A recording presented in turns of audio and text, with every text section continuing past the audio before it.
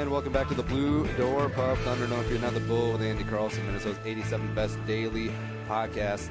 Show about everything and nothing. Sports adjacent is what we're calling it here. Remember, everyone's middle name is Jerome. Sitting chatting with me today is Chris Reuvers of 1500 ESPN. Hola, ¿cómo está usted? By the way, I love that you title it the 87th best podcast. Yeah. I saw that tagline in your email, like, that's freaking brilliant. Yeah. So kudos to you, sir. Oh, thank you. Because there's nothing, like in my private life, I'm sure the wife will tell you I can be a little pretentious and stuff. Sure, we all are. But the public persona, it's all self-deprecating. I feel like people identify more with that. Yeah, because you remember, it's something that sticks out. You remember that, absolutely. I thought that was very good. Nice touch. Except, see, when we move up in the ranks, maybe I'll be like 85-ish. We are now up to 82.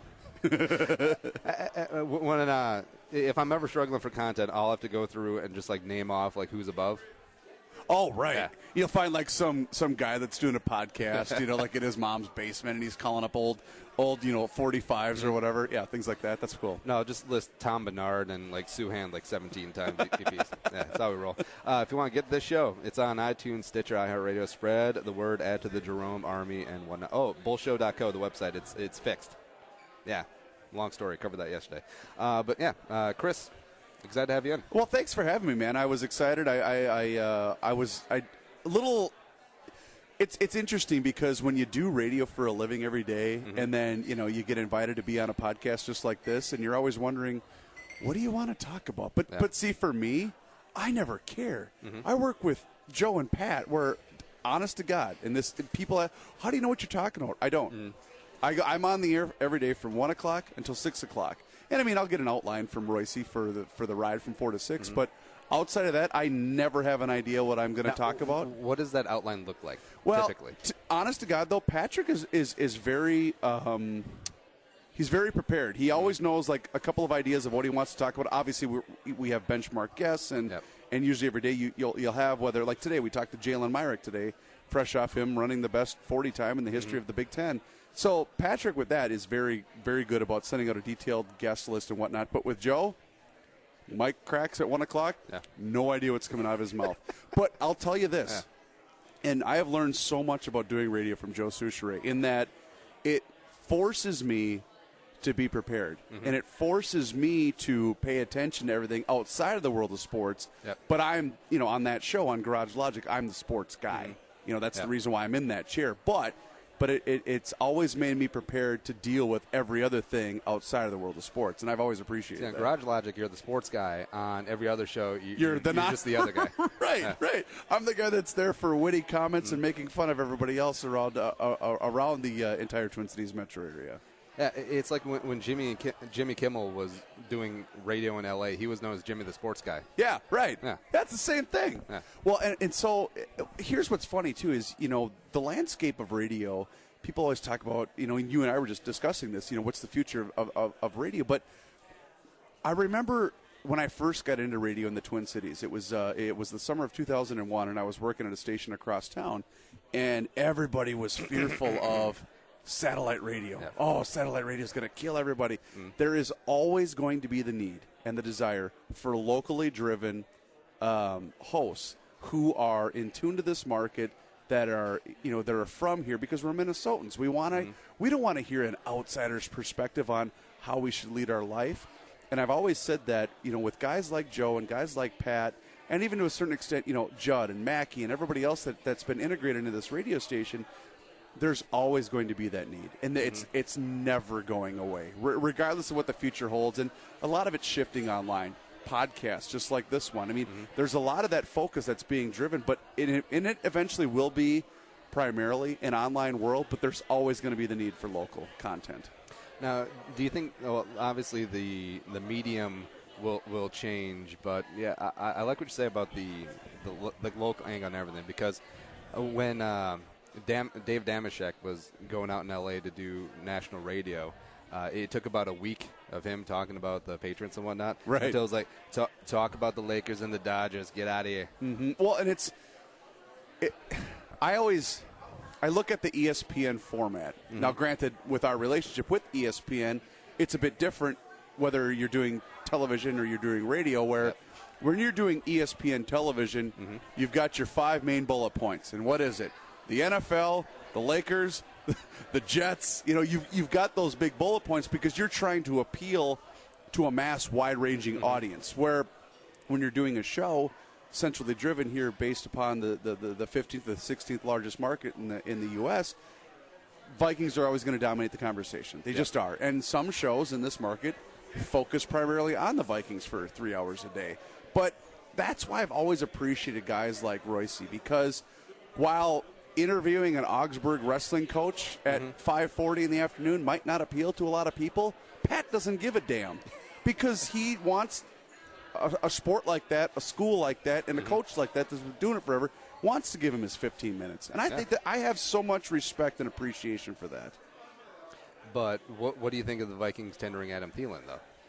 Well, being a Mankato State guy myself, I've always been a big fan of Adam Thielen. I love that you call it Mankato State. Yes, I'm never going to call it Minnesota State University Mankato. It changed my freshman into my sophomore year, and I told the athletic director I am never calling this Minnesota State Mankato. I'm always going to refer to it because Paul Allen, not the other Paul Allen, the Mankato State Paul Allen. Oh, there's more? Yeah, I don't know. Right, there's some guy. A billionaire in Mankato, and then there's some other guy named Paul Allen. So that's only 3 in the world. Well, and I'm not trying to make fun of PA because I like PA, but there's always this.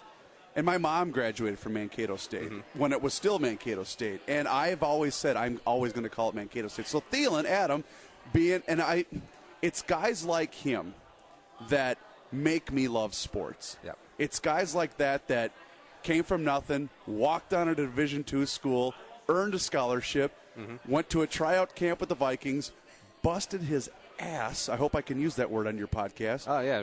FCC busted it to earn a roster spot, and not only earn a roster spot, has set himself up where the team that originally signed him cannot afford to lose him. I absolutely love stories just like that. So I'm the biggest Adam Thielen fan on the planet. Now, I love that I threw that out as an aside to mock just talking to the Vikings all the time. But no, it gets an interesting thing. And you call him Mankato State. I went to Winona State.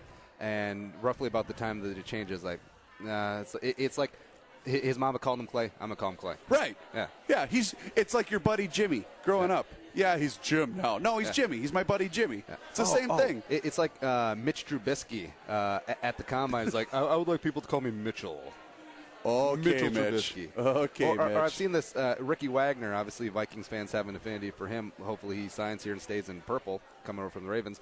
But he's going by Rick Wagner now. Oh, I didn't know that. But, suddenly get some money, and now you're all Rick. Isn't he a Badger? Isn't that the story? Is he a Badger? So are we okay with that? I think we'd be okay with Joe Thomas. Oh, yeah, good point. Yeah.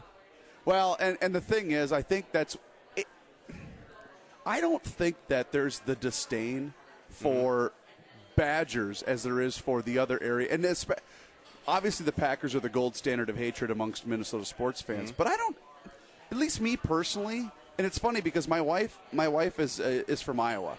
And so we'll go down there a couple times a year.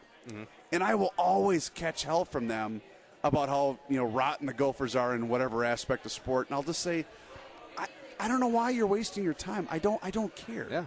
Yeah. I'm not as wound up about that. And trust me, in my knuckle-dragging, fire-breathing fandom of my youth and my 20s and whatnot, I would have gotten worked up, but I never – and I was with my bride, at the 55-0 Gopher Iowa debacle, and she being a diehard Hawkeye fan, wanted to leave, and I'm like, we're not going anywhere. I got to see how bad this is going to get.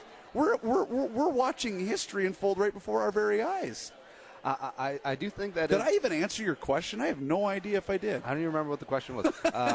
See, that's the great thing about podcasts, because as much as I have a desire to get into radio, that's no secret. I do love the freeformness of podcasts. It is fun. With radio, you got your 4 50-minute segments, or 4 really 12 or 11-minute segments. Right. You got your breaks, and then you're like, here's A, B, and C topic. Reset the topic. Introduce the guest. Reintroduce the guest. Yeah. Yeah. Especially if you do like a 3 or 4 hour show, especially 4 hour, you have to repeat and regurgitate the 4th hour a lot what you talked about in the 1st and 2nd hour. Or if you're Reusse, what you do is you just babble, lose your train of thought, forget to reintroduce the guest, and then call him by the wrong name. And it's worked for him for 30-plus years. It's great. That's what I love about Reusse. He basically does a podcast on radio. It's great. Where everything is just free form. Like there's no cookie cutters. And here's what I love about him, and I mean this. I absolutely mean this. He doesn't give a damn. And it's what I love about him so much. I remember the first time that I worked with him in radio, and this was back when he was doing the morning show before 1500. Before the station became 1500 ESPN, when it was still the talk station, AM 1500 KSTP, and he was doing Reusse and Company. And I remember I was working for our sister station, My Talk 107.1. I was doing a midday show, and I was asked, "Hey, can you fill in? We need a guy to do traffic and whatnot, and you're decent on the air, blah blah blah." And I said, "Yeah, sure." So I needed to fill in for Kenny Olson, so I had to come in and do the morning show, do 3 hours of traffic, no problem. Do my 9 to noon show, and then do the afternoon traffic on GL. And so, right, so you were the original 9 to noon. Yeah, basically. Yeah, I think so. So I had never met Pat before. I had never met Joe before, and I was petrified the night before. Huh. Well, not because I never really get intimidated, but it was because I wanted to, like, I thought, okay, they got a high standard. They've been doing radio forever. First segment, I had to do a 5:40 traffic update in the morning. There's nothing, and I have 60 seconds to fill with traffic. Well, there's a car going slow on the crosstown. It was basically I was trying to make it up and fill in a sponsor and then go from there. And I remember Pat teasing into the break, and I thought, I got nothing to worry about. This is great. And then from then on, we just kind of hit it off, and I did GL that afternoon, and I thought, you know what? This could be all right. I could see myself doing this for a while. Was it kind of first day of school jitters? Yes, exactly the same thing. That's exactly what it was. And Pat doing the morning show, it was Jay Coles, and then Kenny was the traffic guy. Bob Berglund, who was a legend in this town, and quite frankly to me, he still is. He was the morning news guy. And so I was, being, a 30-year-old guy, I was a little bit intimidated. These were some big, heavy-hitting names in the world of broadcasting that I was all of a sudden, oh, hey, dummy, you're going to do this traffic report. So, but it was cool. And I always appreciated the fact that they didn't really make fun of me the first day, but subsequently now I've become the punching bag at 1500 ESPN, which I'm completely comfortable with. And then it just kind of went from there. It's been a lot of fun. You mentioned you started off at My Talk. I wanted to back it up a little bit. So what's your deal? What's your story? Oh boy, how much time we got? Well, this is open-ended. Best thing about podcasts. Okay, so I went to school, Mankato State, go Mavs. Yep. What year did you graduate? I graduated in 2001. All right, good. And I graduated with a degree in accounting. And you're asking yourself, so you went to school for accounting. How'd you end up in radio? Chris Reuvers, CPA. So I was driving a route truck to earn my way, pay my way through school. I never took out a student loan, not one. Hey, that's awesome. And I said to myself that I wanted to do something that I was always going to enjoy. And when you're in college, you don't really know. You're going to school for something, but you don't really know what you want to do. Women. And well, there is that. And so I remember driving this route truck, and I became obsessed with Tommy Mischke. Tommy Mischke was doing the night show at 1500. Okay. And I became obsessed with his show, and I was never a fan of talk radio until I had this job. And then you realize that when you're driving a route truck by yourself, like these guys on the radio become your coworkers essentially.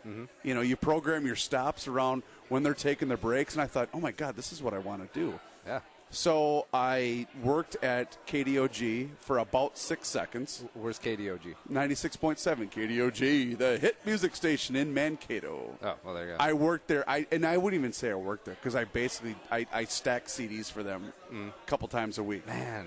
So technology is taking out jobs. Like that job doesn't exist anymore. So I ended up applying for, any station in the Twin Cities. I was applying for an internship because I knew, and I got a great piece of advice from Mike Mussman. I love Muss.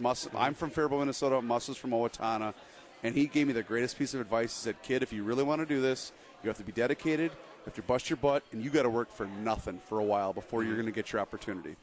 So I applied for about 6,000 internships at various radio stations throughout the metro. And the one bite, I got a couple of interviews, but nothing materialized from that. But then I got an email from Chris Hockey, and I'll never forget this. And I love Chris. Chris is like a brother to me. And I remember this. He said, I got your resume. Can you be here in the morning? And he was producing the morning show at the old WLOL 100.3, the rock station that was going after Bernard and KQ. Yep. Can we talk about this? Is this okay to Yeah. Okay. Sure, why not? Anyway, I'm kind of a historian. I love finding out about and so Quincy's radio. I was living in Mankato, and I told my girlfriend, my now wife, I said, "Oh my God, I think I got an interview, and he's interested. I got to do this." And so I didn't sleep. It was on a Monday morning, and he wanted to meet with me at 9:30 after the morning show, after they do their thing. He wanted to meet with me at 9:30.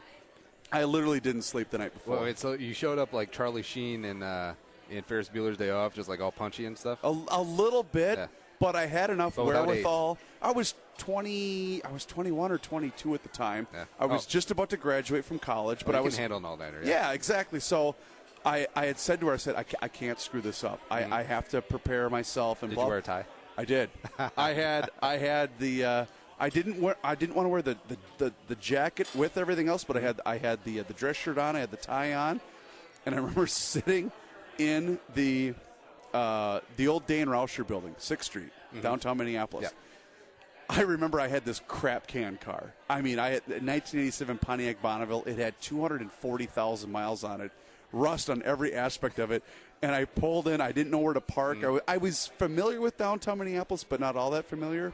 And so, and this is before you had navigation on the phone. Oh, yeah. So I remember pulling up to the parking ramp that was adjacent to the thing, and the guy walked down. And he kind of looked at my car and he said, "Here's the thing. I don't know where to park." He goes, "Son, pull right in there. We'll take care of you." Because I told him I had a job interview.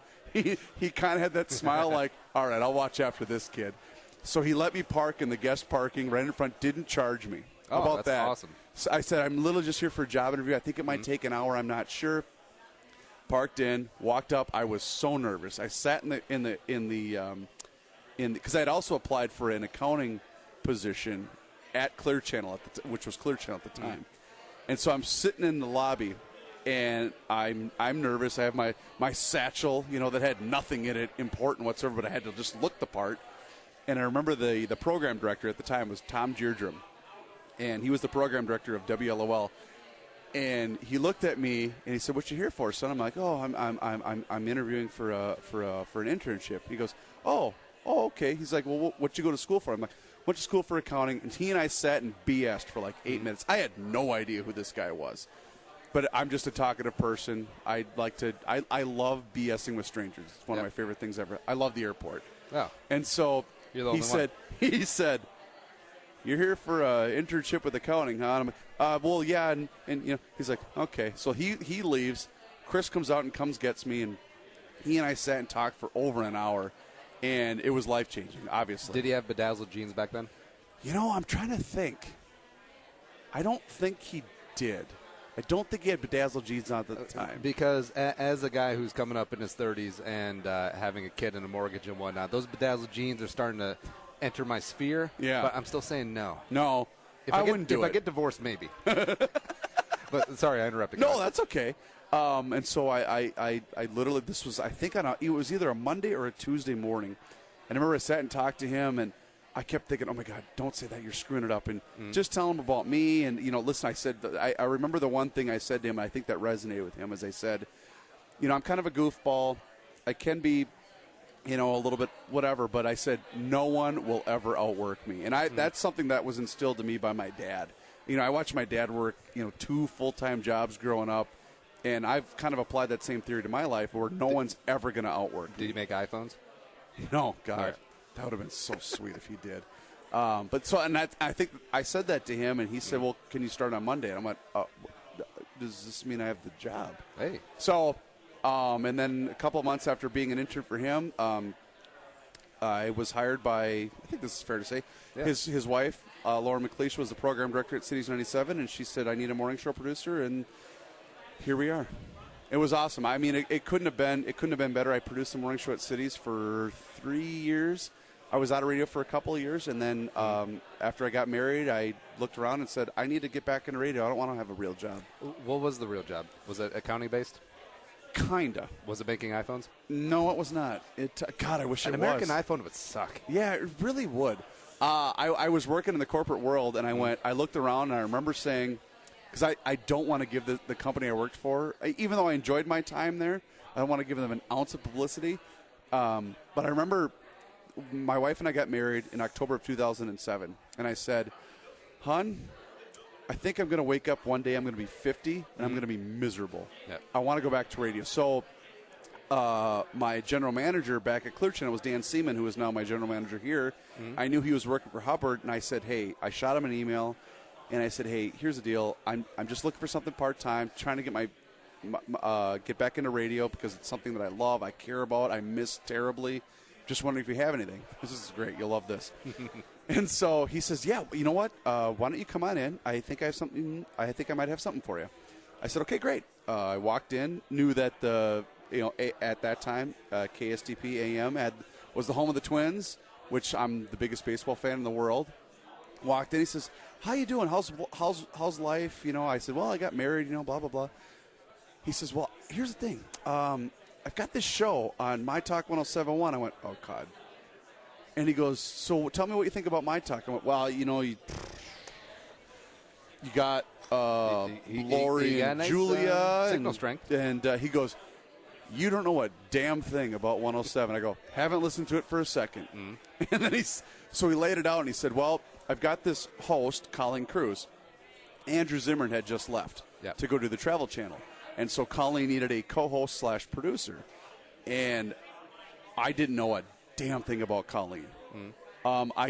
After I got done with the interview with Dan, I looked her up. Oh, my God, she's a comedian. Oh, my God, she's pretty funny. Oh, my God, she's hot.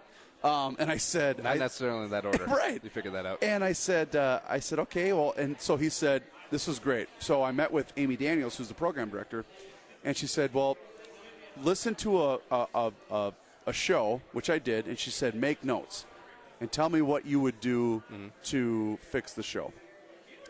And I said, well, that's kind of pretentious. I don't want. She's like, no, what ideas would you interject to the broadcast? So I remember going home because I interviewed in the morning, and she was on at noon. She was on noon to 3. And so I listened to the show, and I went, huh. I said, well, she's raw. I said, but she's very funny. And I think, that's the thing that people misinterpret, where it's easy to take someone with a great personality and harness that and create a host, as opposed to the other way around. Exactly. Yeah. And I mean, I had same thing you have in front of you. I had a yellow legal pad, and I had about 7 pages of notes. I brought that back the next day, and Amy Daniels looked at me and she said, when can you start? And I went, what do you mean?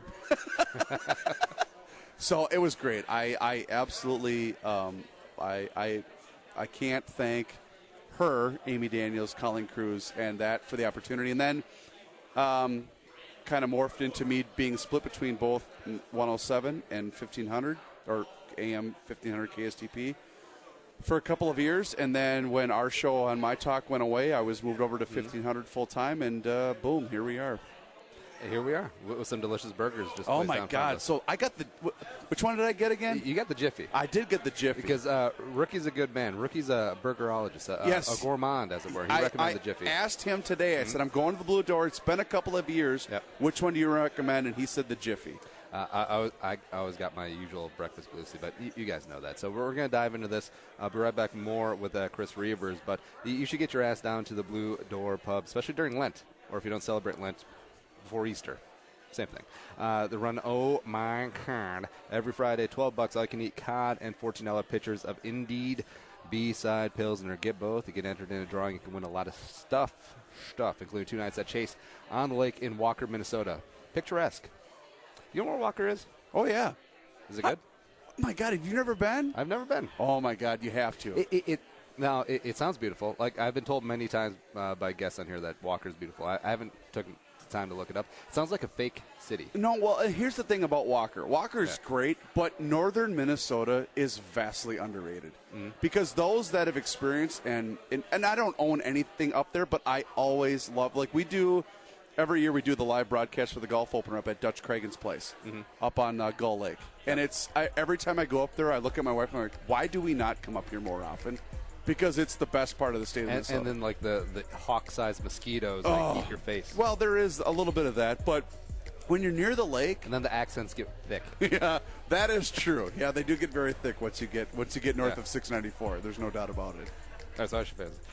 3 Twin Cities locations: Fish Fry at Longfellow and University on Como. Visit thebdp.com. All right, we're right back more with Chris Reuvers.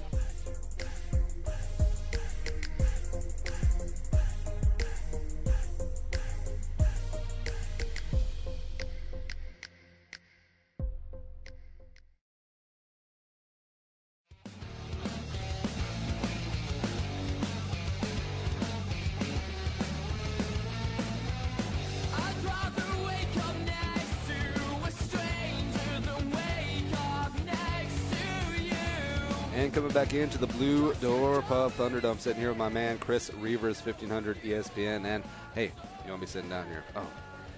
So going to the Warriors game on Friday. Really excited about that. Pause for just a second. Can I give some love to this burger I just devoured from the Blue Door Pub? Yeah. You interject peanut butter with caramelized bacon, I will love you until the end of time. My God, was that a fantastic Seems like burger. a pretty easy strategy. It really is, but I was also recommended the Cajun fries, so kudos to the Blue Door Pub. Well, my God, what a fantastic burger. And Cajun fries, folks. Get them. Do it. And also, I can't help but promote the Breakfast Bluesy. It's delicious, as always, because you take the McMuffin, the Egg McMuffin was probably the most underrated, underappreciated food item ever. It's a staple. Yes. It launched the fast food breakfast industry. Yes, of course it did. So imagine that, but bacon instead of Canadian bacon. Oh. And then a burger in the middle of it with cheese. They do it right, man. They really do it right. What a fantastic chow. The Blue Door Pub. Yeah. Also, all right, so going to the game on Friday. Not looking forward to all the parking down there at Target Center. It's going to be a mess. It's going to be a mess with the Warriors in town. So I'm getting down there with Lyft. Bullshow.co/Lyft, Lyft. $25, 25 off your first couple of rides out of my parking going to you. Bullshow.co/Lyft. Just download the app serving the entire Twin Cities metro area and many urban areas around the world. I think they're in Rochester now. Yes. Yeah, do that up. Yes, they are. Yeah. If you're going to Mayo, get a ride with Lyft. Nice. Oh, that made me sad. You know, I was in Chicago, and that's all I used. I was in Chicago for a buddy's bachelor party. That's all we used was Lyft. Yeah, because I was thinking there's we got a couple of friends that live out in L.A., and I've been scoping some things out there, and they don't have cars. Like in a city that's all highway and all traffic, like the worst traffic in the world, they just have Lyft. They just use Uber. Cool. Yeah, and it's interesting because when you're in a different market, you know, you're relying on so many other things outside of your own vehicle, and so it's weird for me because I'm the kind of guy where I'm not going to rely on mass transit. I like driving. I like listening to whatever. If I want to listen to some tunes or if I want to listen to sports talk or whatever, I just like being in control. But then when you're in a different market or you're visiting somebody, or in this case, we were in Chicago the weekend before the World Series, it's, you know, you got to rely on other things that you're not accustomed to. But God bless them. There's only one city in the world that does taxis well, and it's not New York. It's Las Vegas. You know what? Never been. Really? And here's why. And everybody said you get that same reaction I get every time I say that, because I don't trust myself in a city like Las Vegas. Well, number one, I really don't like to gamble. Yeah. Because I'm such a Minnesotan stickler with penny pinching and, you know, so there's that part of it. Well, I like playing cards. I grew up playing cards with my dad. I'm the best euchre player in the state of Minnesota. I've been playing euchre since I was 5 years old. You're the only euchre player in the state of Minnesota. Well, but all the euchre players live in Wisconsin. But that's what I grew up with. It was euchre. It was 500. It was I'm the cat's ass when it comes to card games like that. But I'm really good at 21. I just don't like wasting my money. So, but I would go to Vegas for like the shows and everything else. But it just doesn't do it much for me. I don't trust myself. But it was going full because I'm a raging alcoholic. That's the other thing. So if I went to a city like that, I'd be like, we should probably go home now because it's dawn. Anyway, sorry, I got you off track. No, this is a good tangent to go down because I was in Vegas like 7 years ago when I was a younger man with a work associate, right? And he'd been there many times. He's from the UK. And he this is like his 17th trip to Las Vegas, right? So he's got everything down pat. Nice. And I don't know if this bar exists anymore. It's the Tag Bar in the Quad, what I believe, because it replaced Barbary Coast, right? And it's just this beer bar, right? It's just every bottle of beer you can think from around the world, a couple of domestics, but mainly world beers. And we're like, there's about 302 of them. We're like, all right, so we're here 5 days. You and I, we're going to drink. We're going to tackle everyone, yeah. And how far did you make it? We got to, over the 5-day trip, we got to about 110. Wow. Which is still pretty good. And that's not just. Wait, now is that 110 a piece? No, 110 total. So you did 55 and he did 55 collectively. And that's not like a concerted, hey, we're going to sit here and clock in for 12 hours and then clock out sort of thing. That was like, no, hey, we're going to meet here before we go to the meetings and whatnot. Or not before, after. After, yep. I got you. We'll grab a couple beer, then we'll get a steak and we'll go watch a show, and we'll go gamble, that sort of thing. Huh. It's still pretty impressive as a part-time gig. That's not bad. Yeah. I have to say, as the host of the beer show, I'm impressed. I'm very impressed. Hey, so give me the elevator speech on the beer show. It was a concept developed about, the concept 4 years ago, and then it was implemented July of 2013.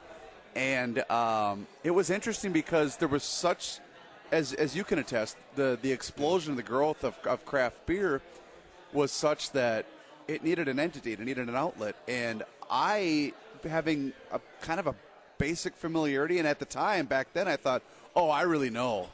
I really know. I knew nothing about craft beer as opposed to what I know now. And I still only know You're about. a Mankato State grad. Well, but the thing is. Where's the Keystone Light man? It's so ever expanding. It's so. And now with the implement of Sunday liquor sales, it's going to get even bigger. And I thought, okay, so at the time I thought I knew a lot. In retrospect, I knew 0.1%. Now I think I know a lot, even more, and I might know 1.1%. Ironically, 1.1% is the alcohol content of 3.2. There you go. Yeah. There you go. And see, that's the thing. You mentioned 3.2 beer, and you might get hate mail generated your way, but I always teeter on whether Sunday liquor sales are good or bad for the industry. Obviously, as a consumer, I love it. I love the fact that I don't need to stock up when I want to watch football on Sunday. I like the fact that, not everybody works a Monday through Friday 8 to 5 job. Some people work bartending gigs or they work on Sunday and they want to be able to stop on their way home and get a six-pack or whatever. But my whole point was the Sunday liquor sale was implemented to protect the likes of the neighborhood liquor store. And people will scoff, to hell with them. Well, okay, but be careful what you wish for. Because what ends up happening is you are rendering 3.2 beer obsolete. Yep. And people will say, well, why is that a big deal? Well, it's a big deal because the big box stores, the ones I won't mention for fear of alienating potential advertisers for your podcast. The Costco podcast. But those types of places are no longer going to say, well, why are we going to carry this when we can now serve the regular stuff in our stores? Yep. Go to the state of Iowa once, all right, where my wife is from. Yep. They don't have liquor stores. You know what they have? Hy-Vee. And I love Hy-Vee. I'm not ripping Hy-Vee. I'm just saying you don't have liquor stores in those states that sell alcohol 7 days a week. And I'm partial because I have relationships with some of these, custom bottle shops and liquor stores, and they will still be okay, but the dynamic is going to completely change effective July 1st of this year. Well, my whole thing is that, it's nice that they're able to sell on Sunday. I'm a big government, stay out of private industry. Yes, whole sure, thing. But absolutely. You talk about, mentioned like stocking up on Saturday, as many people are apt to do. As we like to call it on GL, it's inventory management. Yes. Whether it be at a big box store or the local liquor store, it's still spending the same. And if they just expand out a day, it's not really going to make the average consumer buy more, buy less. Well, it will and it won't, because what you want, and me being a town baseball guy, if you have a Sunday game and you're the guy that's in charge of the case for that game, instead of buying 2 or 3 cases on Saturday, well, now you're just going to stop and get your case on Sunday. And so I think it's definitely not going to shrink the 7-day week sale. It's obvious it can only go up because alcohol is recession proof. But what you're going to see is the purchasing habits drastically change. And the argument was always made that, well, the little guy doesn't want to be open 7 days a week so he can have that day off for customers, doesn't have to staff. Okay, there's an ounce of truth to that. but it's a much bigger picture than that. Where and they can still be closed. They can pull Hobby Lobby on it. But what's going to happen if they do that? I think they'll be fine. They'll still get their neighborhood sales. No, if they decide to close that day, that guy that used to come there, he's going to the other store that's open down the hall. I mean, will some people still stay loyal to that? Sure, of course they will. But stores are so fearful of that that they're going to be forced to stay open. Am I weird that I only buy from municipal stores because it just goes right back to the No, community? I think you're not alone. I think there's a lot of people that the liquor store is what the hardware store to our fathers used to be. You know, where that was the place that there was the sense of everybody knows your name. It was the camaraderie. Exactly. And I mean, I'm extremely loyal. I live in Carver, Minnesota. There's this one guy who has this tiny little liquor store. You know, it's a third of the size of the place we're in right now, the Blue Door Pub. Not even a third. It's a quarter of the size of this place. But I go in there to support him multiple times a month. Oh, holy shit! You live in Carver? Yeah. Oh, so you got a ways to go from here. Yeah. Well, I mean I love the Southwest Metro. Yeah. That's my home. My wife and I moved out there 3 years ago. I've been in Chanhassen I was in Chanhassen for about 10 years. We got more bang for our buck out in Carver. Fell in love with it. Yeah. Love it. Absolutely love it. Yeah. Is my commute long?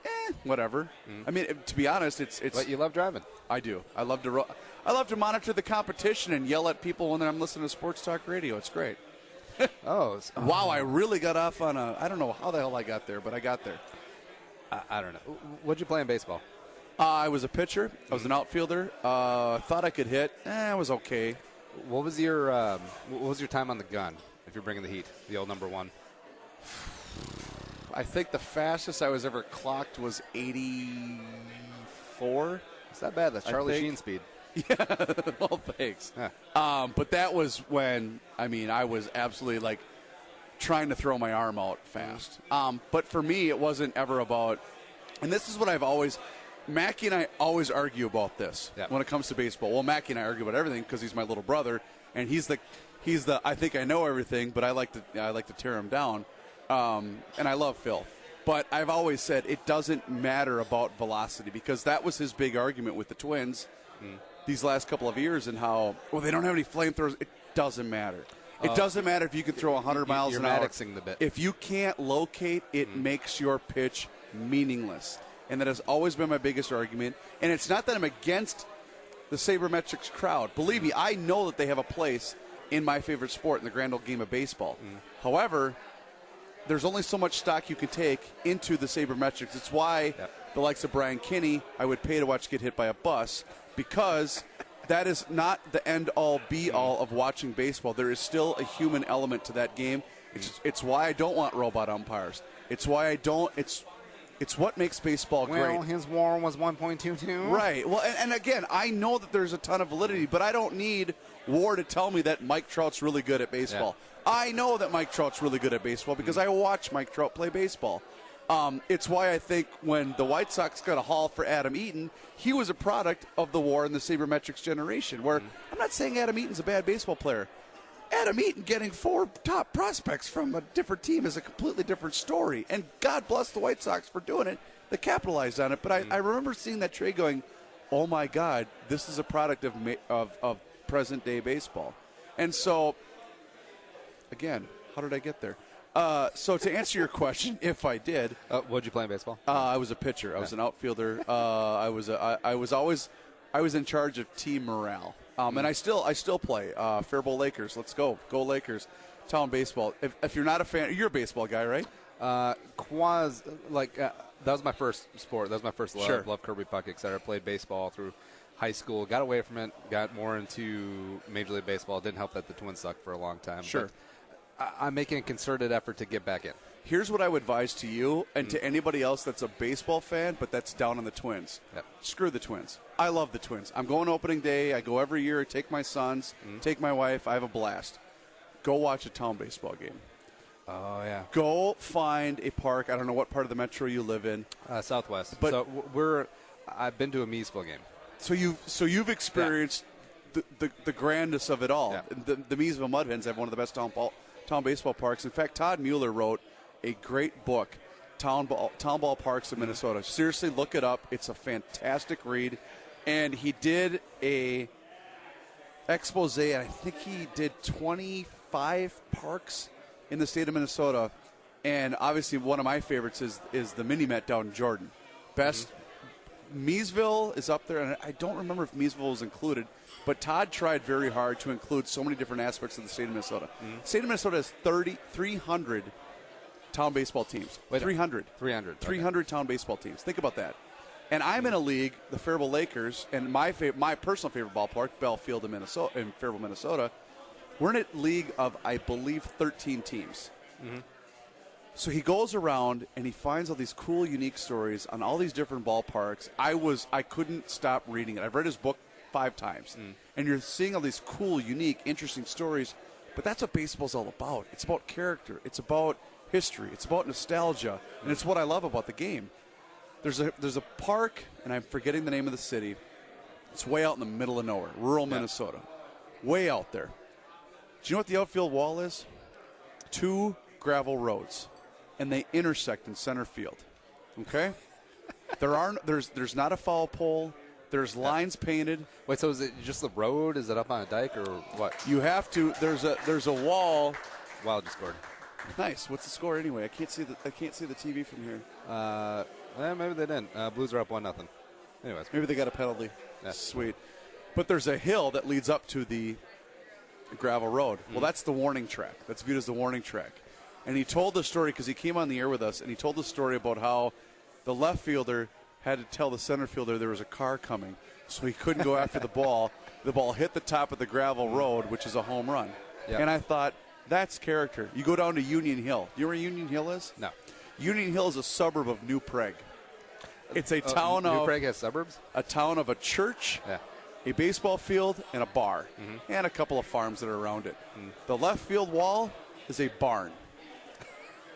And they get some of the best players in the state of Minnesota to come down there. Guys that I play with. Jake Petrishka, Chicago White Sox relief pitcher, Faribault, Minnesota. Wow.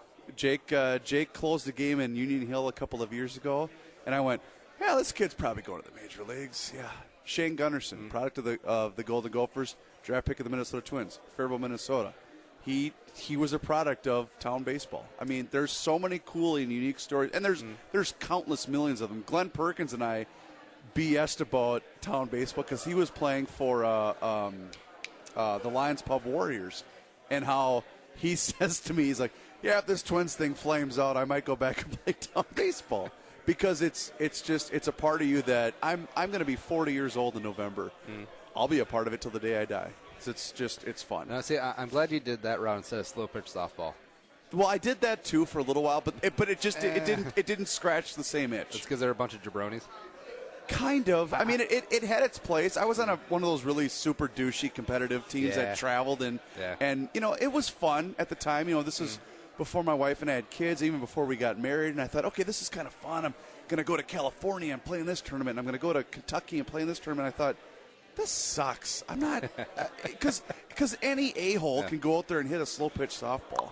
It just got didn't your custom bat from Mike and exactly. It just didn't have the same flair as a sport like town baseball did for me. I call this the fence humper. Yeah, exactly. This is my bat. There's many like it, but this one is mine. And for me, I sort of have that experience, except like the Diet Coke experience.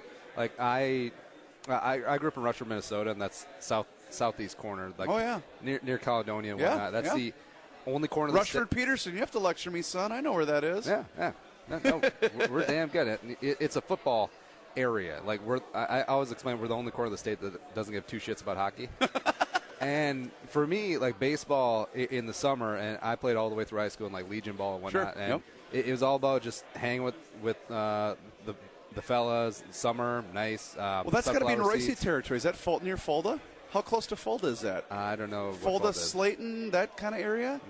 No. Why am I thinking? Okay, I'm sorry. I got you off track. Sorry. Yeah. And that was for me. Like baseball was fun. Like I was decent at it, and I was a center fielder. I couldn't hit worth shit, but it was basically like fly ball practice for me. Like that was what was fun to me because I used to have range back then. But football was still the sport. That's the one that you always work for. And baseball was more a vacation. And as I get older, I'm starting to I don't know, wistful is the right word, but it's like I really wish I appreciated those times more, you know? Yeah. Well, and that's why, for me, doing this job, and I don't know how to phrase this without offending anybody, but do it. You grow a sense and appreciation for, we were talking about this off the air, you grow an appreciation for the Chad Greenways of the world. Chad announced his retirement today. And I've always had so much respect for a guy like Chad because, when I was this squeaky intern up until, when he came into the league, he didn't talk to you like you didn't matter.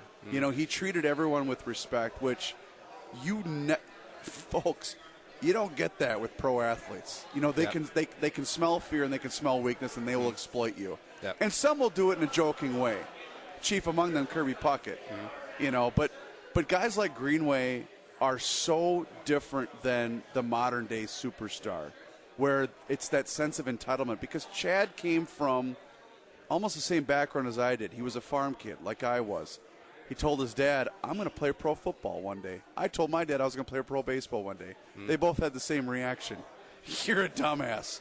Get on that plow, boy. But Chad's dad at the same time said, okay, that's fine, but you're going to have to work your ass off to get there. And he did, and God bless him. So I've always had so much respect for what a good dude he became. Since your wife is a Hawkeye, is he your wife's only Hall Pass? My wife would leave me tomorrow if Chad Greenway would propose to her. And my wife's a knockout, by the way. Yeah. I way outkicked my coverage. Yeah. And if Chad Greenway came to my house and said, you know what, and Jenny, his wife, prima nocta. Yeah, I mean, she would leave me and my sons and move off with Chad Greenway. All right, now, just a visual for the audience. So you know what Chad Greenway's wife looks like. Obviously very beautiful. Chris just showed me a picture during the break of what his wife looks like. Same sphere. Same area code. Except for the fact that Chad's a pro athlete and I'm not. Even close. She's got a sense of humor. Maybe that's what it is. No, but my wife could not be a bigger Chad Greenway fan. She is the biggest Chad. In fact, it's funny because they had basically crisscross paths. My wife grew up in Iowa. Has always been a diehard fan, and then went to high school in South Dakota. Chad went to high school in South Dakota, then moved to Iowa to play college football. So they had kind of the intersecting paths in their life.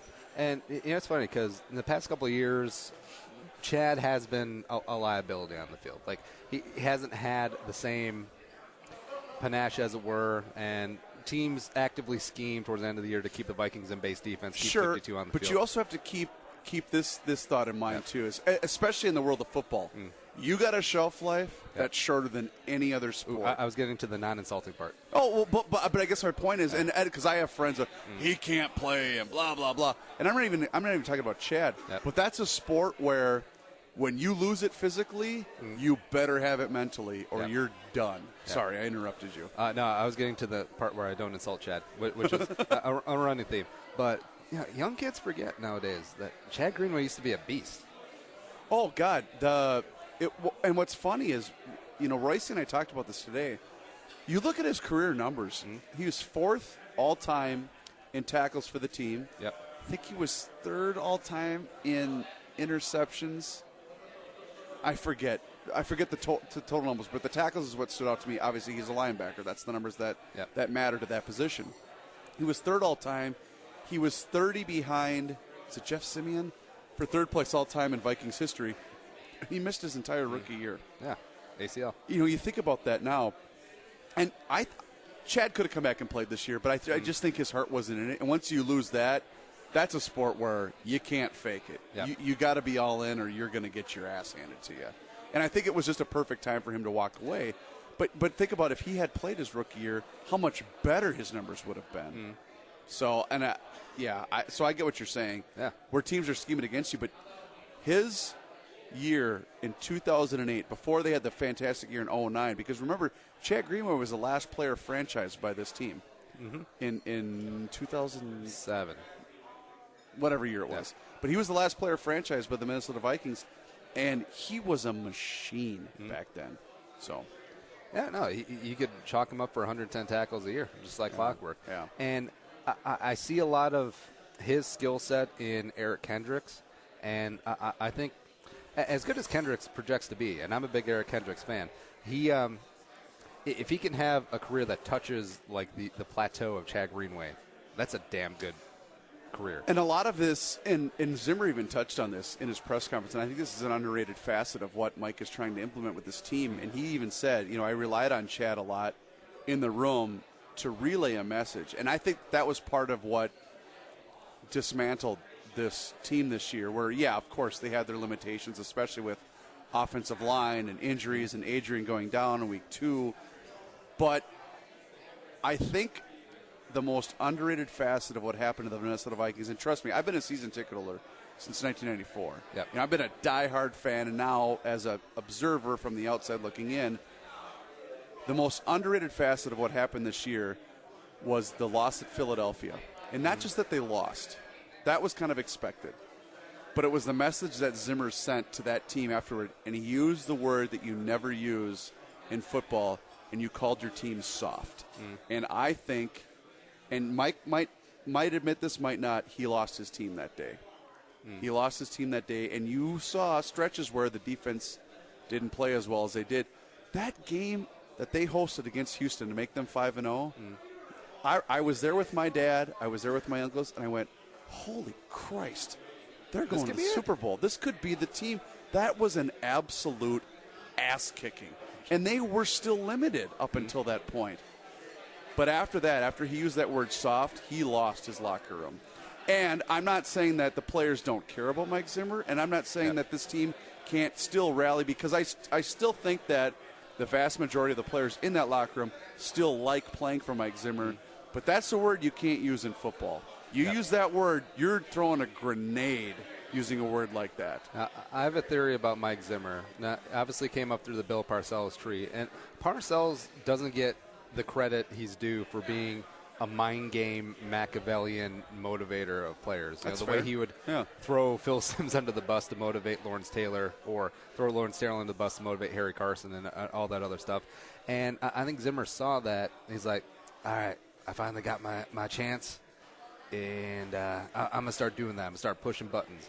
Except I don't think there's necessarily the strategy behind it. I think he's much more of a blunt force object, like just a hammer out there throwing darts. We've seen it with Sharif Floyd and Anthony Barr on that offensive line, calling the team soft. I think he's a hardliner without a real plan. And I think he's more of a college, not college coach, but persona of a college coach. Sure, but I think he also is the kind of guy where he wears his emotions on a sleeve. Yep. And I think a lot of fans love that and resonate with that. And he's the exact opposite of the two guys that preceded him in Leslie Frazier and Brad Childress. Go back and look at the tape. So I think the fan base here loves the fact that he gets pissed off, that he's willing to come back and coach a team after he has eye surgery, that he wants toughness to be able to be the thing that defines his football team. And I personally am a fan of it, because you never know what the hell he's going to say. So as a media guy, that's freaking awesome. I love that. Yeah, it's great, and I think that is what endears him to players. But also, I could see it's a very – you're walking a thin line with wearing your emotions on your sleeve, calling out guys whenever they screw up, and not sugarcoating things, because you're walking a thin line between shooting straight and then – as the kids would say, these young multimillionaire athletes, being a hater. And then all of a sudden, that gets tuned out, and you have the results of what we saw in the second half this year. I have said this since Zimmer's first year, and I remember saying this, and I forget which game it was after in Mike's first season, because what did they go 7-9 in his first season, and then they went 11-5 in year number 2. And I remember saying this after a game at TCF Bank Stadium, and I remember saying this: they're going to win a Super Bowl with Mike Zimmer as their head coach. And I remember it being that I remember it was the Jets game. That's the game it was. Because the team was not going to the postseason. The team was limited. They didn't have the talent. They didn't necessarily have the qualifications to get to the postseason. But I remember watching that team going, this was the same bleeping defense that was atrocious and was the worst in the history of the Vikings franchise. And the way that they responded that year, and most notably in that game, but yet made plays. And remember, that was Percy's big homecoming at TCF Bank Stadium. And Percy actually played pretty well. I remember after that game and listening to the way that the players responded and rallied around this guy, I remember thinking, holy crap, they're going to win a Super Bowl with Mike Zimmer as head coach. Oh, yeah. And in that 11-5 season, sure, they had hiccups here and there, and I firmly believe had Blair Walsh made that kick, they're playing in the NFC Championship game against the Panthers, and who knows what happens after that. Yeah, because they would have went to Arizona that year. They would have beat Arizona. All right. Yep. Yeah. They would have beat Arizona. They would have been playing in Carolina, and who knows? You know, I mean, and look at what happened. They played Carolina this year. Yeah. Granted, Carolina was a shell of what they were a year ago, but who knows? If you're able to apply pressure on a guy like Cam Newton, you could be playing Denver in the Super Bowl. Who knows? Well, they have Vikings legend Mike Remmers at right tackle. Remember that? Yeah. And who was the other guy they had? Super Bowl MVP. Oh, God. 2 years ago. Who was the other guy that they had at the offensive line? Oh, I'm thinking of the guy in Oakland, Donald Penn. Yeah. Like, my God.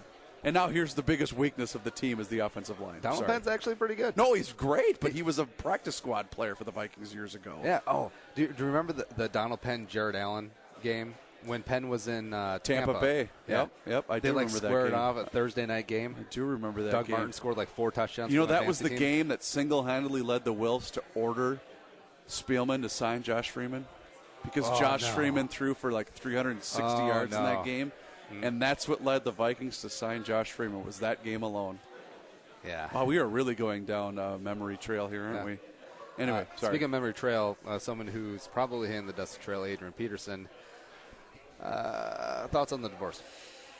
Well, I'm in the minority. Well, his release, I think, becomes official Thursday. Minority, bring him back. Give him a minute. No, give him 19. I'm not saying to bring him back and sign him, but I think that there's a chance he still comes back. Oh, yeah. And it's I'm because a realist on that, too. It's because of two things. Number one, the Wilf family loves Adrian, and they love him for 2 reasons. Number one, because of what he did for this franchise and this team in the past. Yeah. But number two, minus 2014. Oh, yeah, of course. But because, number two, because of the marketing aspect of what Adrian Peterson can provide financially for the Vikings team. Even if let's say he comes back a fraction of what he used to be, he's still one of the most popular players on this team. Not nearly what he was before. I'm saying he's still in the top 5, top 10 most popular players on this team. But I'll tell you where Adrian Peterson lost me. And I was a big fan of just this kid that came up with this great big smile, and he ran hard and he played hard, and he was a yes sir, no sir kind of guy. Everybody has those things in their life that they're trying to hide from everybody else. But where Adrian Peterson lost me personally, Michael Vick disagrees. Well, but where Adrian lost me personally was when he took all that sympathy for losing his son, a son he never met. And I was a new father at the time. And I remember seeing that story, of that horrible story about Adrian's son. I'm thinking, oh, my God, like, how do you even go on from that? And then hearing him taking all this sympathy and then realizing he never met this kid. And that's where Adrian lost me. Yeah. And before the switch, before any of the other crap, that's where Adrian lost me. Wait, switch isn't change or switch is I get what you did there. Yeah. Now, yeah, and we, well, especially me personally, we take we make light of Adrian's him being loose, as it were, or getting loose, as it were. Yeah. And athletes' infidelity, it's tale as old as time, but whatever. But that's one of the reasons why a lot of these guys go broke. Child support. I mean, like Travis Henry, who was a fringe NFL player, has like 11 kids with 10 different women. Or you can go back to the greatest soundbite in the history of sports, where Cromartie is trying to rattle off his kids' names, and a couple of them had the same birth date, and you're like, all right, NFL, go get them. Yeah. And I get it's probably a culture thing. It's probably something to do with the money and with the NFL too. Of father these kids, move on. Oh, we'll just cut you a check. No, I'll just sign on with the Jets, and then we'll be good to go. But that's the part of the whole child abuse thing with his son that a lot of people hear. Again, it's a completely different culture. Yep. That's a culture that down there in the state of Texas, that's how he was raised. Not that I was okay with it, because I read the police report. It was brutal. Yeah. But for the unholy sin of pushing his sibling off a video game. But the average day Minnesotan can't relate to that because it's just a completely different culture. But that suspension for Adrian that year was 100% a reaction to the video of Ray Rice. It was 100% a reaction by the league because they were in a PR nightmare where they were losing corporate sponsorships. It's the reason today that Ray Rice still doesn't have a job. Also because he has diminished skills. And we'll see what happens with Joe Mixon being, he's a first-round talent that might not get drafted this year. We'll find that out. He's getting drafted. Well, but, okay, are you going to be the GM in the franchise that's willing to take that risk? I've mentioned this a bunch of times. He's going to Kansas City second round. Book it. Okay. Second or third round. There's a number of factors. I'll bet you a Blue Door Pub Burger he doesn't get drafted in the second round. Oh, bold. All right. A second round above, I'll bet you, yeah. Okay, we're on. Right, because there's a couple things in play here in Kansas City. Got rid of Jamal Charles. Spencer Ware is a great short yardage back. Kendrick West is whatever. They had Tyreek Hill, fifth rounder last year. Domestic violence, which is more recent than Joe Mixon's thing. And let me ask you a question, though, to interrupt you. Yeah. Where's the video of Tyreek Hill? Yeah, that's exactly the thing. But I'll keep expanding. They still took him. And Tyreek Hill, when he's returning punts for touchdowns late in the season, Arrowhead, all 80,000 of those jabronis chanting, Tyreek.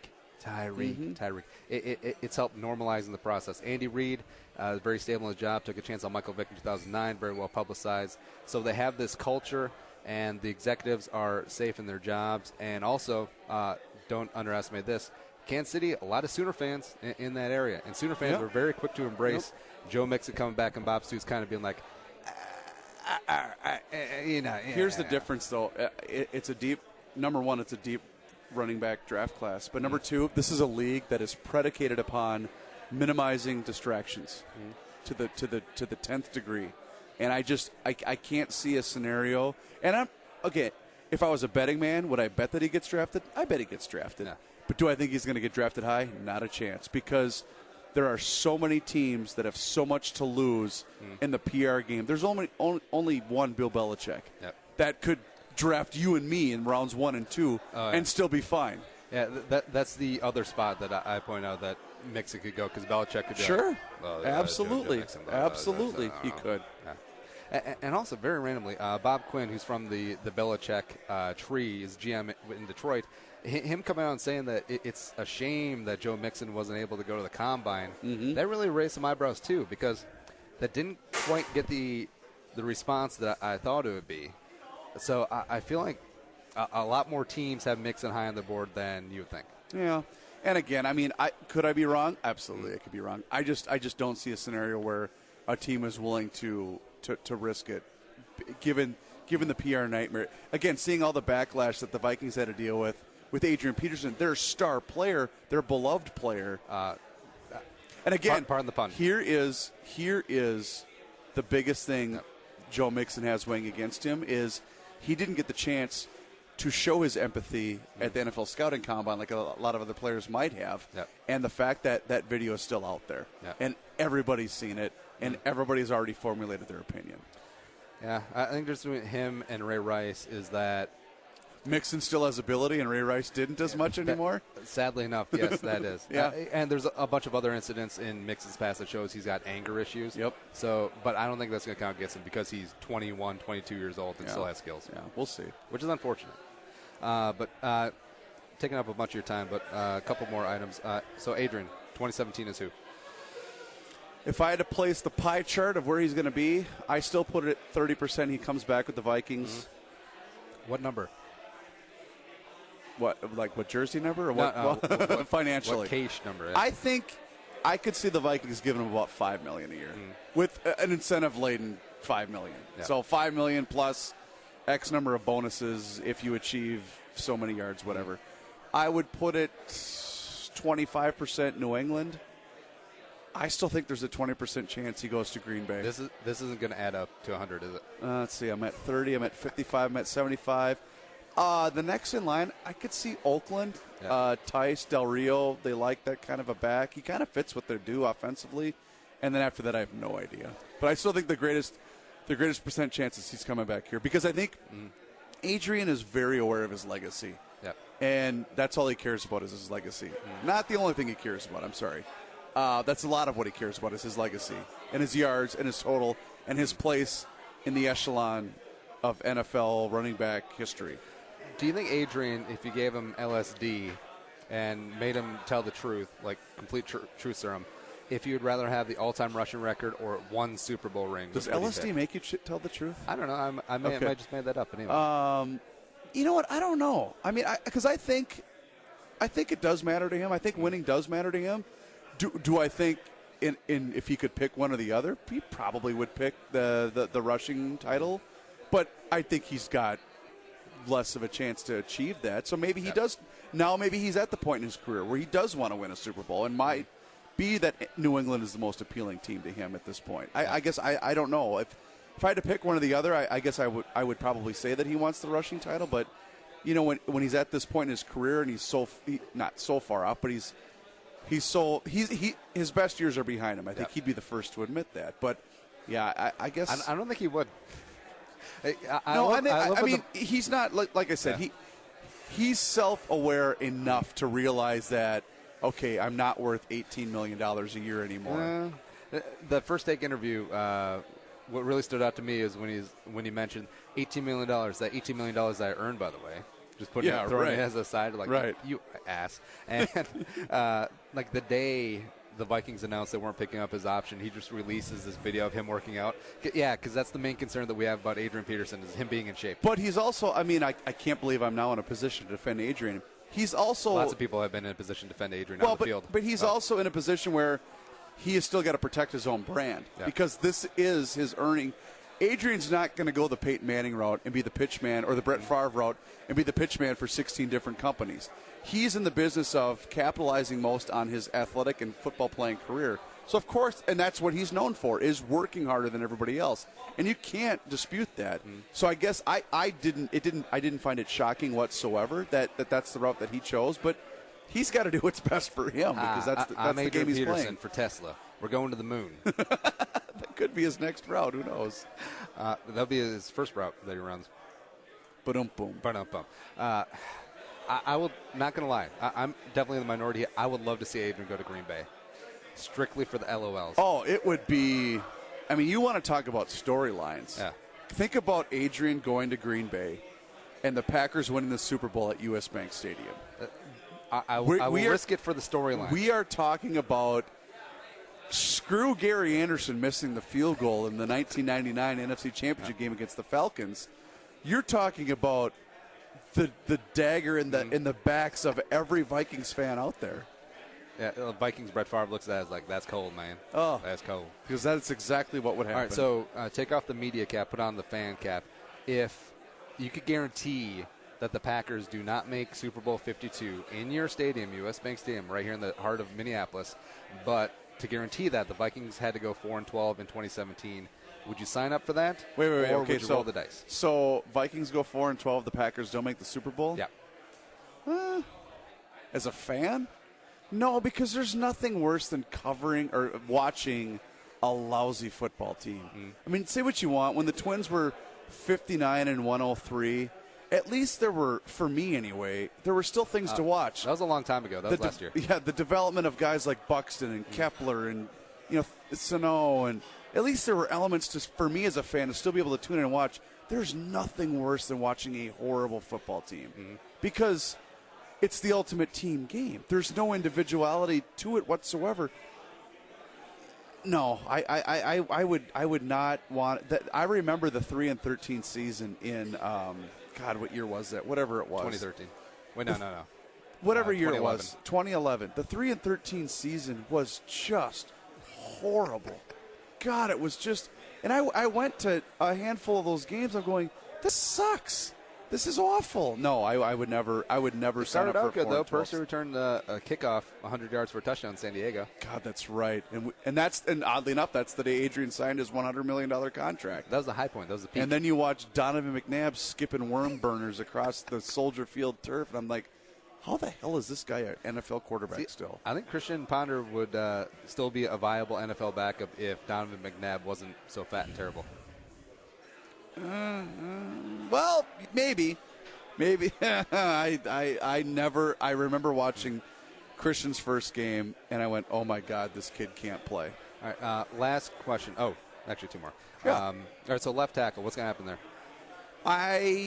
It'll be interesting because part of me still says that they'll end up bringing back Matt Khalil, which I personally think is a mistake. just given his. But he's healthy now. Just ask his dad. Well, but given his limitations, does not have a vested interest at all. Combined with his injury history, I just think you have to go elsewhere. But if your alternative is T.J. Clemmings, I mean, the thing is with this NFL free agent period, I mean, so many teams have so much money. You are going to have to spend a ton to get anybody that's requisite of a starter. Because people are excited about the Vikings' $38 million, except that's 14th in the league. It's not. Cleveland's got $100 million in cap room. It's nuts. Yeah. So I mean, left tackle. I mean, a gun to my head, I'd probably put the biggest percent on Khalil returning. Yeah. Even though and I'm not in love with that, but you got to find somebody to play. You can't go through T.J. Clemmings playing left tackle again. My God, you can go through him. It's very easy. Yeah, that was a lot of fun to watch. Oh man, I love that T.J. after Khalil went down last year, he looked good for a game or two, like Carolina. He was the freaking Stonewall Jackson out there, and then he came in against Houston and got beat by a man named Whitney. And that's why I was always easy on TJ, because it wasn't TJ's fault that he was playing left tackle.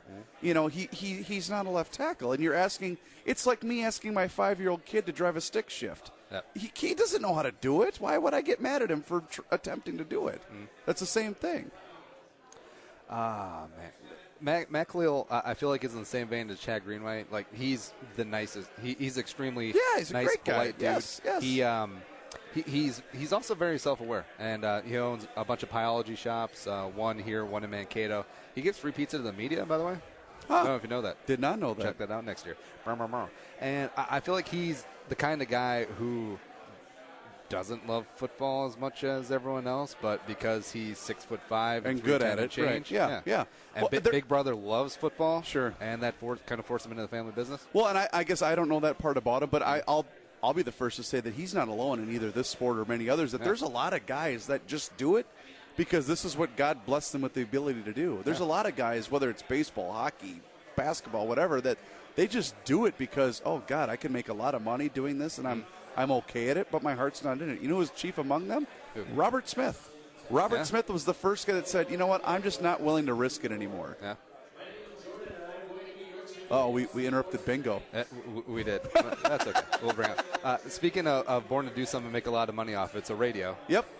Sure. The gift of gab. Give me your normal day. Like, what's your normal day like? I wake up at about 5:45. Usually to the my wife is a nurse. She gets up early. She's out the door at 5:30. 5:45, 6 o'clock. My 5-year-old son is tapping my forehead, asking me if I'm awake. I say, yep, I am now. We watch a cartoon until his little brother gets up. We do breakfast. I'm out the door, dropping them off at daycare around 8. Drop them off at daycare, come home, get ready for work. I'm usually at work by anywhere between 9 and 10. Prep for the various shows. We go on GL. I have to have lunch in the Hubbard cafeteria at noon. On the air at 1 o'clock every day. And then do GL, do SportsTalk from 3 to 4. Reusse from 4 to 6. Come home, put the kids in a bath, get them to bed, do it all over again, baby. That's living the dream. Wouldn't trade it for the world. Wouldn't trade it for the world. Where's the private helicopter and caviar? Where's that? Yeah, right. Well, it's in my 2007 Acura. That's where it's all held. At least it's an Acura, right? Yeah. And the last stuff. Give me your favorite Reusse story. Oh my God, I have to pick one. Jesus, my favorite Reusse story. Okay. Dang it, my favorite Reusse story. God, I've got so many good ones. If I had to pick one, that's my favorite. You know what? I'm going to make fun of him, but I'm going to show how much respect I have for him at the same time. This would have been, and by the way, he shared this on the air, so he's totally comfortable with me sharing this on this podcast. Wow. We would have been talking about 2 state fairs ago, so the summer of 2015. We were doing the ride. It was Reusse, myself, and former producer Corey Reuvers. And Pat had to have a medical procedure done. And he had to wear a catheter at the state fair every single day. And he was making fun of it off the air. And that bastard, Pat, say what you will about Pat. That guy works his ass off. Yeah. He does. He'll drive to Litchfield to go cover a girls' basketball team because there's a star player that might be destined for greatness or might be destined for nothing. So that's how he lost all the weight, working his ass off. Yeah, right. So he was wearing the catheter out at the state fair. We're on day, the state fair becomes, you're sick of the heat and the getting in and out, the navigating to and from. Hey, at least there's a bag of piss nearby. And he looked at me and he said, "Hey, Reuvers." I said, "What's that, Pat?" He's like, "I think it's time to empty the bag." And he lifted up his pant leg, and I about died. And it's what made me fall in love with that jackass all over again. Because I love him. I love him dearly. He know what he is? Pat is the crazy uncle that you can't get rid of. That's what Pat is. I love him to death. But hey, at least August in Minnesota is the Picturex month to have a bag full of piss strapped to your leg. It's like, I got to go empty out the bag. I'll be back. Oh, man. All right, so, Chris, what's coming up from you? What should people be looking for? Honestly, it's always an action-packed week. We do such great content with both 1500ESPN.com. But I'm proud of the way that this radio station has evolved over that last handful of years. What Mackie and Judd are doing for 4 hours every day. I mean, if you're a sports fan, you're a fool if you're missing out. And granted, they have a big monster that they're going up against starting at 9 o'clock every day. But, goddamn, they're doing a great job. And from what you're going to get at 1 o'clock every day from, in my opinion, the best talk show host in the Twin Cities metro area, and Joe Soucheray, no one can touch him with a candle, especially when the mayor's motivated. And then it's a smaller club, but you know what? I'm proud to be part of that smaller club on a daily basis. And so I always tell people it doesn't feel like work because this is just what I do.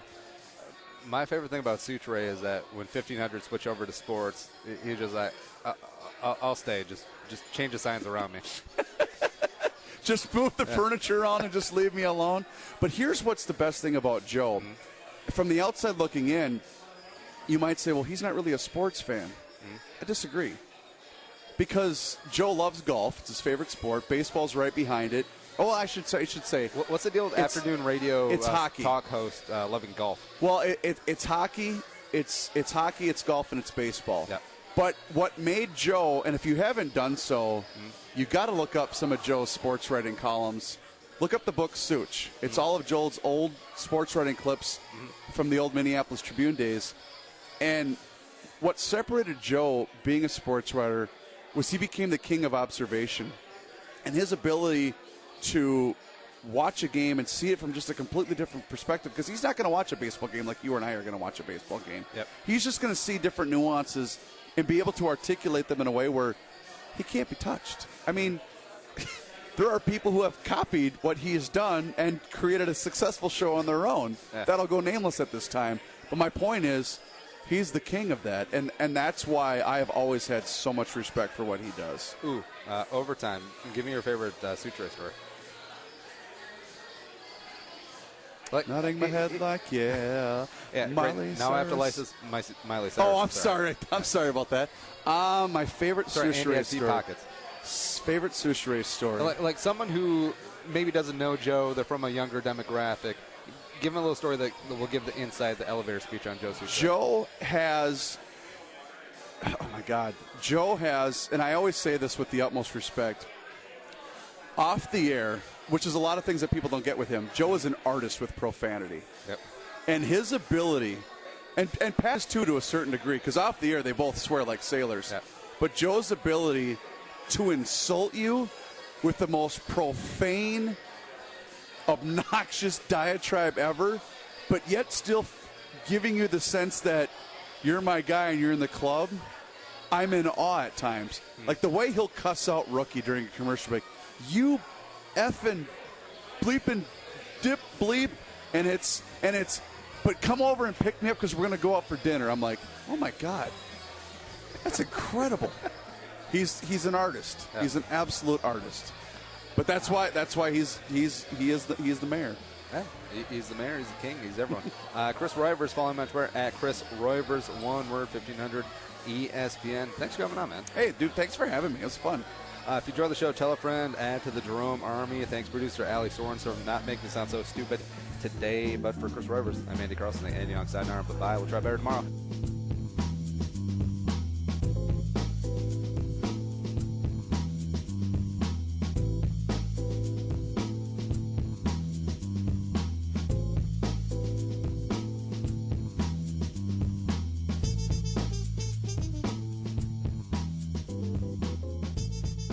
Thanks for listening to Bowl with Andy Carlson, Minnesota's 87th best daily podcast. Download the show on iTunes.